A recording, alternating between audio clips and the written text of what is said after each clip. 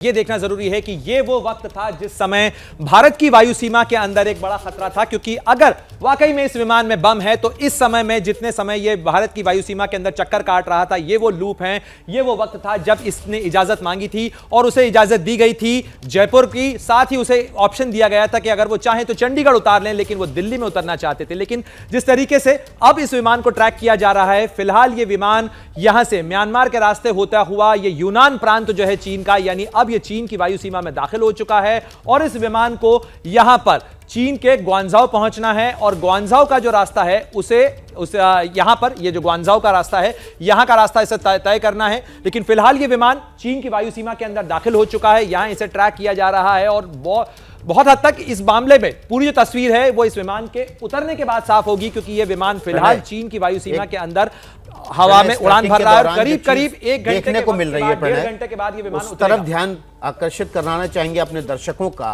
पूरे रूट के ट्रैकिंग के दौरान हम देख रहे हैं कि जो विमान को ट्रैकिंग की लाइन बनी है वो स्मूथ है, एक साथ चल रही है, लेकिन चीन की सीमा में प्रवेश के बाद डॉट डॉट डॉट हो रहा है। इसका मतलब प्रणय क्या है?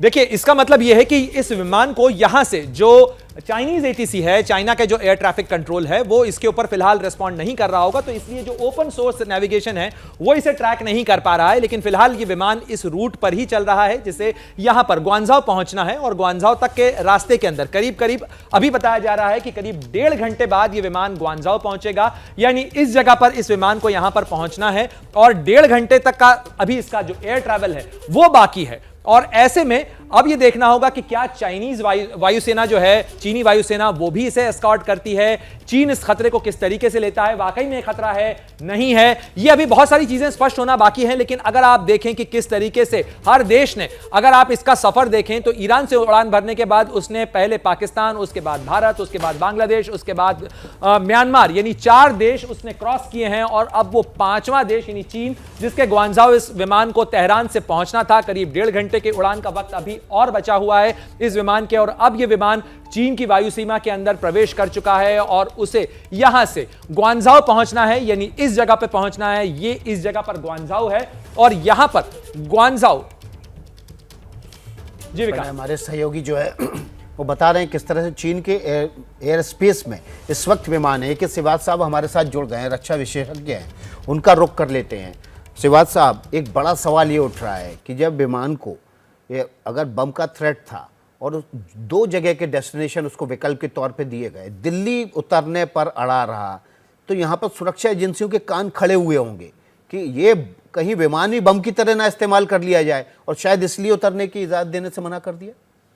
हाँ, बिल्कुल बिल्कुल ठीक बात है। देखो, 2-3 बातें और स्टैंड आउट करती हैं। ये जो तेहरान से महान एयरलाइन का एयरक्राफ्ट उड़ा, पहले ये पाकिस्तान के अंदर से गया और फिर ये भारत में आया।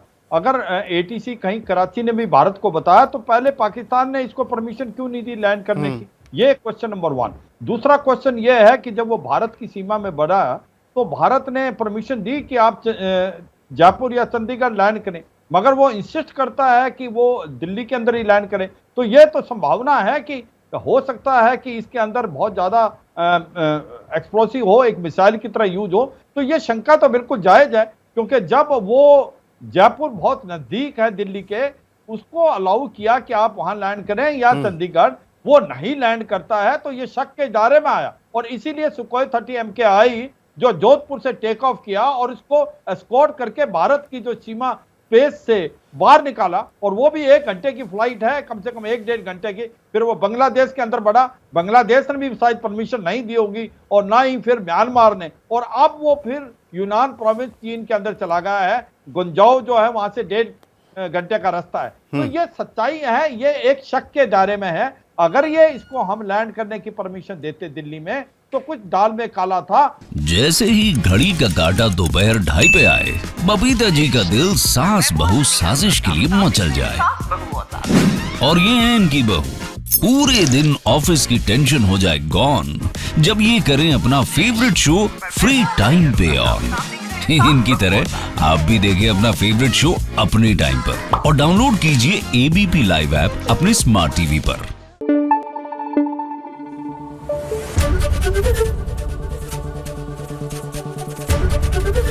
ABP न्यूज आपको रखे आगे।